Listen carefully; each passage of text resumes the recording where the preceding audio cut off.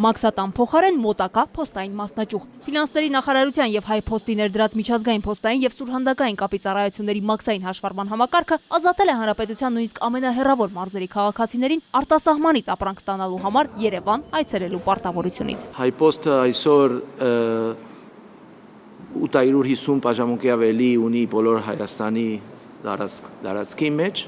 եւ 650 բաժանմունքների ավել օնլայն գտնվում են։ Ցանկացած մարդ, որ ապրում է Հայաստանի մեջ, կարող է ստանալ իրենց իրերը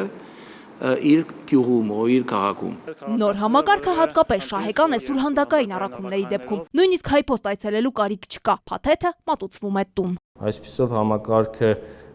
հնարավորություն է տալիս ինչպես փոստային առաքայինները, այնպես է սուրհանդակային ծառայություններին ապահովել դռնից դուռ ապրանքների տեղափոխումը։ Ամիսը մինչև 200,000 դրամ արժողությամբ եւ 30 կիլոգրամ քաշով ապրանքների ներկրումը արտասահմանից չի հարկվում։ Սակայն դրանից ավելիի դեպքում սահմանված է ֆիքսված 22.5% վճար։ Ավտոմատացված համակարգը հնարավորություն է տալիս առանց քաղաքացիների մասնակցության էլեկտրոնային եղանակով իրականացնել առաքանու տվյալների մուտքագրում համակարգ եւ հարկերի վճարման անհրաժեշտության դեպքում ավտոմատ հաշվարկում է դրանք։ Այս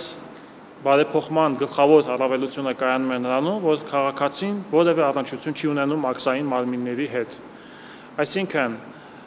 ապրանքը եկավ, եթե արժեքը կազմում է մինչև 200,000 դրամ, որևէ մաքսային վճարներ չի կատարվում, որևէ մաքսային հայտարարագրում չի կատարում, եթե արդեն գերազանցեց այդ սահմանաչափը,